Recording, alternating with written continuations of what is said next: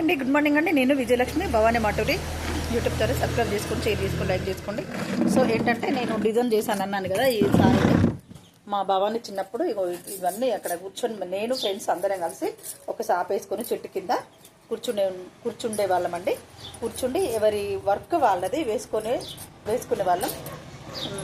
నాకు అలంకరించుకోవడం ఇష్టం అని చెప్పాను కదా, ఇలా డిజైన్ చేసుకుని మామూలు సారీ అండి. ఇది 150 రూపీస్ సారీ. ఈ 150 రూపీస్ సారీకి మేము ఇవన్నీ చెంపీస్ వేసుకుంటే ఆ బట్టలు ఈ సారీ అమ్మిన వాళ్ళు వచ్చి అన్నారు, విజయలక్ష్మి నువ్వు చాలా టాలెంట్ పర్సన్ కూడా, ఒక 150 తీసుకున్న సారీస్కి ఒక 1000 రూపాయలు సారీ చేసుకున్నామని చాలా మెచ్చుకున్నారు. నాకు చాలా ఆనందంగా ఉంది. ఇప్పుడైతే నేను ఇంకా యూట్యూబ్లో పెట్టుకున్నదాన్ని. కాకపోతే నాకు గాజులు వేసుకోవడం కూడా చాలా ఇష్టం. నిండుగా తెలుగింటి ఆడపడుచులాగా ఉండడం, గాజులు వేసుకోవడం, హ్యాపీగా ఆనందంగా ఉండడం, ప్రతిరోజు పూజ చేసుకోవడం, ఉదయాన్నే లేచి మా అత్త మామ కాళ్ళకి దండం పెట్టుకోవడం, మా ఆయనకి దండం పెట్టుకోవడం, అలా ఉంటుందండి నా దినచర్య. నాకు సోను గోరింటాకు పెట్టిందండి. గోరింటాకు పెట్టుకోవడం, ఇక తెలుగింటి ఆడపడుచులా ఉండడం, పూజలు చేసుకోవడం, పురస్కారాలు చేసుకోవడం, ప్రతిదీ దైవత్వంతో కూడుకుంది అనేది నాకు చాలా ఇష్టం అండి. నేను అందరితో కలిసి ఉంటాను, అందరిలో బాగుండాలి, అందరూ నన్ను మెచ్చుకోవాలి. నన్ను తిట్టుకుంటా నేను నొచ్చుకుంటానండి, బాధపడతాను. నేను ఎవరిని తిట్టాను, నేను ఎవరిని తిట్టాను, ఎవరిని ఏమన్నాను. కాబట్టి నన్ను కూడా ఎవరైనా తిడితే నేను చాలా బాధపడతానండి. నాకు నచ్చదు. నేను ఒక అనలేను కదా, మనం అనలేను కదా అంటే వాళ్ళు ఊరుకోరు కావచ్చు, కానీ నాకు ఇష్టం ఉండదండి ఒకరిని తిట్టడం. వాళ్ళు ఎంత కష్టపడి ఒక వర్క్ నేర్చుకున్నారు. ఇది ఒక్కొక్కటి వేయడానికి నేను ఎంతో కష్టపడ్డానండి. ఈ వర్క్ ఉంది కదా, ఈ డిజైన్ చేయడానికి ఇది ఇలాంటి కలర్ దారం అయిపోతే, ముడి పడకపోతే ఒక్కటి ఊసిపోతే అన్నీ ఊడిపోతాయండి. ఇది మిషన్తో వేశాను. ఈ బ్లౌజ్ అంతా కట్ చేసుకొని నేనే డిజైన్ చేసుకొని క్రాస్ కటింగ్ పెట్టేసుకొని, బాబానే చిన్నప్పుడు అంటే నేను మధ్యలో వెయిట్ అయ్యాను, మళ్ళీ సరిపోయింది. ఈ కుట్లు ఇప్పుకొని బ్లౌజ్ వేసుకున్నాను. ఈ పొట్టు చేతులు నాకు ఇష్టం ఉండదు. ఆఫీస్లోకి వెళ్తాం కదా 10 మందిలోకి, ఇప్పుడు ఇష్టం లేక ఇక్కడికి ఫుల్ హ్యాండ్స్ 3/4 వేసుకుంటున్నాను. మాకు ఇంటర్లో మేడం చెప్పారు, ఎక్కడికి వెళ్ళినా కూడా నెక్కులు సరిగ్గా మంచిగా దగ్గర వేసుకొని వెళ్ళాలి బట్టలు అని చెప్పేసారు. కాబట్టి చాలా ఇష్టం. హాయ్ అండి, గుడ్ మార్నింగ్. నేను విజయలక్ష్మి. ఒక్కసారి చూడండి, సారీ ఇలా ఉంది. మరొక్కసారి చూపిస్తున్నాను. నేను డిజైన్ తీసుకున్న సారీ కాబట్టి ఇలాంటివి చాలా ఉన్నాయండి. నేను యూట్యూబ్లో నేను విన్నాను, మీరు చేసే ప్రతి వర్క్ చూపించుకోవచ్చు, బాగుంటుంది అని చెప్పేశారు. అండ్ ఏమనుకోకండి, ఎక్కువ చూపించడం అంటే మనం కష్టపడి వర్క్ చేసుకున్నాం కదా. ఆమె కూడా మానిటేషన్స్ అయింది, డబ్బులు వచ్చినాయి అని చెప్పింది ఒక మేడం. అందుకోసం అని మనం కష్టపడి వేసుకుంటే ఆ తీరే వేరుంటుంది. బట్టలైనా ఇంటి పైన నేను ఇల్లుని చాలా సర్దుకుంటాను. చిన్న రూమ్ ఇది, నేను వేరే దగ్గర ఉంటున్నాం. ఆ రూమ్లో సర్దుకోవడానికి అవ్వట్లేదు. ఇల్లుని చూసి ఇల్లాలను చూడమన్నారు కదండి. నాకు చిన్న రూమ్ వల్ల నేను చూపించుకోలేకపోతున్నాను. కానీ ఇల్లు, పూజ గది చాలా ఎస్పెషల్గా అలంకరించుకుంటాను నేను. అలా అలంకరించుకోవడం, వంటలు బాగా చేస్తాను. వంటలు కర్రీస్ చాలా రకరకాలుగా చేస్తాను. కానీ ఇవన్నీ ఉన్నాయా క్వాలిఫికేషన్స్, ఓకేనా. ఒకరి కింద బానిసత్వంగా బతకడం నాకు ఇష్టం లేదండి. పదే అబద్ధాలు చెప్పడం, ఒక్క అబద్ధం కూడా చెప్పడం నాకు రాదండి. ఒక చిన్న అబద్ధం ఆడని నాకు దాగదు. ఏం తలరాతో ఏంటో. అసలు విషయం ఏంటంటే, మా మేనత్త కూతురు ఉర్మిలక్క, మా నాన్నకి 2 అక్క చెల్లె, 2, మా నాన్న మా బాబాయ్ 4. మా పెద్దత్త పేరు మల్లవ్వ, మా నాన్న పేరు మా పెద్దత్త పేరు మల్లవ్వ, మా నాన్న పేరు రాజయ్య. ఆ తర్వాత మా బాబాయ్ పేరు నీలకంఠయ్య. ఆ తర్వాత మా చిన్నత్త పేరు లక్ష్మి. వీళ్ళు 4. ఆ లక్ష్మి కొడుకు నన్ను ఇచ్చాడు మా నాన్న.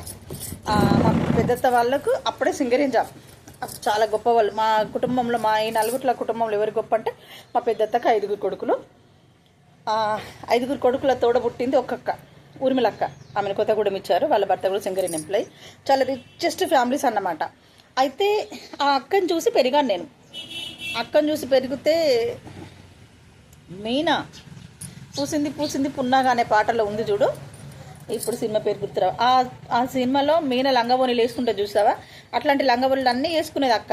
లంగవోనీలు, జాకెట్లు. 5 తోడబుట్టింది ఒకటి. మళ్ళీ భర్త మా పెద్ద మామయ్య రాజురాం. తను మా అత్తమ్మ మాట వినేవారన్నమాట. ఏ ఇంట్లో భర్త ఆడపిల్ల చెప్పినట్టు వింటారో ఆ ఇంట్లో సుఖశాంతులు, సిరి సంపదలు ఉంటాయండి. జుట్టు ఇలా ఊడిపోతుందండి. అయినా ఊడిపోతే బాధపడద్దు, ఎందుకంటే 90 రోజులకే ఒక రక్త కణం మన ఒంట్లో తయారైంది ఊడిపోతుంది. జుట్టు సహజంగా పుడుతుంది, వస్తూ ఉంటుంది. అయితే విషయానికి వద్దాం. మా మేనత్త చెప్పినట్టు వినేవాడు మా మామయ్య. అందుకోసం వాళ్ళ ఇంట్లో సిరి సంపదలతో తల తూగుతుండేది. 10 మంది వచ్చి తింటూ వెళ్ళేవాళ్ళు. నేను చిన్నగా ఉన్నా. అప్పుడు ఏం చేసేది మా అత్త, ఉర్మిళక్క బట్టలు నీకు పంపిస్తాను మా నాన్నతో కబర్ చెప్పేది. అంటే నేను వెళ్ళకపోయేది, నేను స్కూల్కి వెళ్ళేదాన్ని. ఇక లంగా బోనీలు అవోటి ఇవ్వటి ఆ అక్క బట్టలు ఇస్తానని నేను తీసుకొస్తాను మా నాన్న ప్రతిసారి చెప్పేవాడు. అయితే నేను చూసేదాన్ని ఆమె బట్టలు ఎప్పుడు పంపిస్తానని. ఒక్క బట్టలు కూడా కనీసం ఒక్క లంగా బోని కదా, ఒక లంగా జాకెట్ కూడా పంపించలేదండి. అప్పుడు చుడిదార్లు ఎక్కువ వేసుకోకపోయేవాళ్ళు, తక్కువ లంగా బోనీలు లంగా జాకెట్లు ఎక్కడ పంపించలేదు. ఒక సెలబ్రిటీ, ఒక హీరోయిన్, ఆమెను చూస్తూ, మా ఇంట్లో ఆవిడే కదా, ఆమెను చూస్తూ నేను పెరిగాను. అప్పుడు డజన్ బ్లౌజులు ఉండేది ఆమెకి. నేను కూడా అక్కలాగే ఉండేదాన్ని, మెనత కూతురు కదా, ఆమె నా మోడల్ అన్నమాట. ఇంకా బాగుంది. ఇప్పుడు అక్కకి 3 పిల్లలు, స్వాతి, క్రాంతి, చిన్న పాప, 3. సింధు బీటెక్ అయిపోయింది, జాబ్ చేస్తుంది. స్వాతికి మ్యారేజ్ అయింది, ప్రెగ్నెంట్. క్రాంతి కూడా ఒక జాబ్ చేసుకుంటున్నాడు, స్టడీ అయిపోయింది. అక్కకి పిల్లలకి అక్కని చూసుకుంటూ పెరిగాను కాబట్టి డ్రెస్సింగ్ నేచర్స్ ఉండాలి, బాగుండాలి. మళ్ళీ మా నాన్న ఎలా అంటే, నేను హీరో అన్నమాట. ప్రతి పని చక్కగా శ్రద్ధగా చేసేదాన్ని. నిజమండి, ప్రతి ఒక్కటి నాకు అబద్ధం చెప్పాల్సిన అవసరం లేదు. ప్రతి పని శ్రద్ధగా జాగ్రత్తగా చాలా చక్కగా చేసేదాన్ని. అలంకరించుకోవడం, ఇల్లు చదువుకోవడం, కారు నుంచి మొదలుకుంటే నా పని చూసి మా నాన్న నన్ను ఏమనేవారు తెలుసా అండి, కొడుకు అనేవాళ్ళు. మా నాన్న కళ్ళలో మహారాణిలా చూసుకునేవాడు. నువ్వు మహారాణివమ్మ, నువ్వు సక్సెస్ఫుల్గా చేస్తావు, నా మాట నువ్వు నిలబెట్టాలి. నాకు విపరీతమైన పిచ్చి అండి. సేమ్ నేను మా నాన్నలాగే ఉంటాను.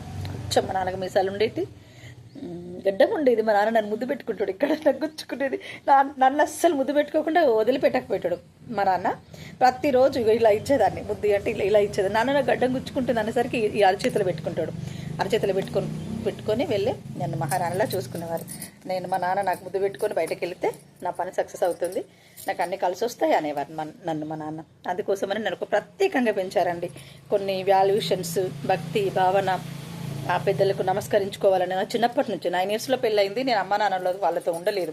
9 ఇయర్స్ అప్ టు 12 ఇయర్స్కి సారీ ఫంక్షన్ అవుతాయి కదా, ఆ 13 ఇయర్స్ నుంచి అత్త వాళ్ళ ఇంటికానే ఉన్నాను. అంటే ఒకరు అత్త వాళ్ళంటే మా నాన్నకు చెల్లెలు, కానీ అత్తగారి లేనండి, తల్లిదండ్రుల దగ్గర ఉన్నట్టుంటుంది. తల్లిదండ్రుల దగ్గర పడుకుంటాం పనులను వదిలేసి. అక్కడ మా మామయ్య ఫస్ట్ షిఫ్ట్ వెళ్తే 4 గంటలకు లేచి బొగ్గు పోయేసి నేను వంట చేసి పెట్టేదాన్ని. ఆవిడ చెయ్యకపోయేది.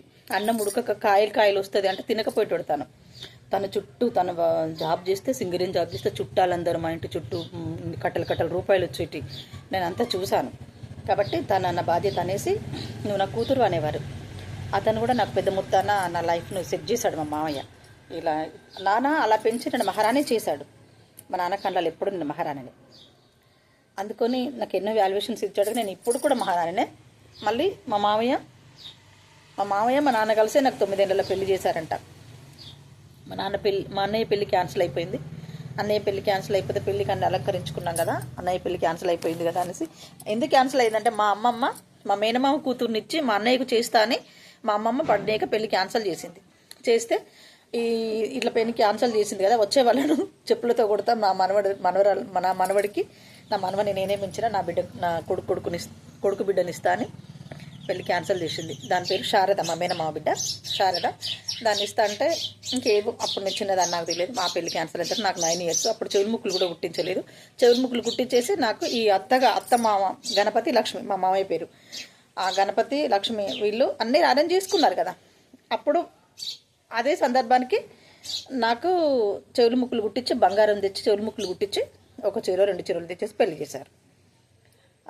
నాకు అంత ఏది గుర్తులేదు, చెవులు ముక్కులు కుట్టించింది గుర్తులేదు. కానీ ఒకసారిని ఇట్లా అడ్డంగా వేసి కట్టారండి, నాకు అది గుర్తొస్తుంది ఊహించుకుంటే.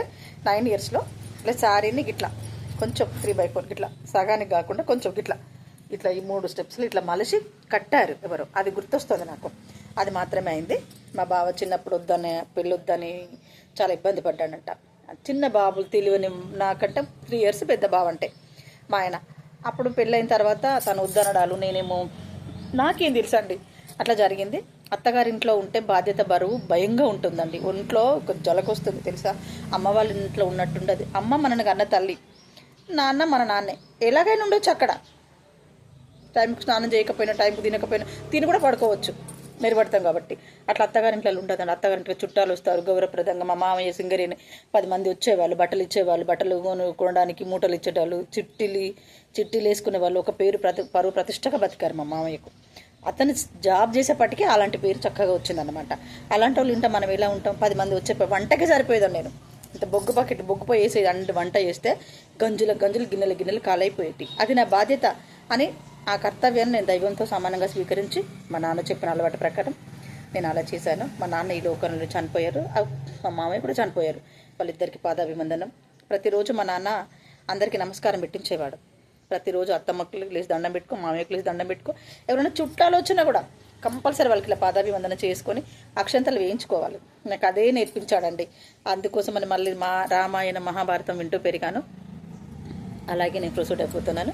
హాయ్ అండి, Bhavani Maturu YouTube channel subscribe చేసుకోండి, షేర్ చేసుకోండి, లైక్ చేసుకోండి. రోజు ఎవరి కోసమో నా కోసం నేను కొంచెం చెప్పుకుంటాను, వినండి, ఆశీర్వదించండి, నన్ను ముందుకు నడిపించండి.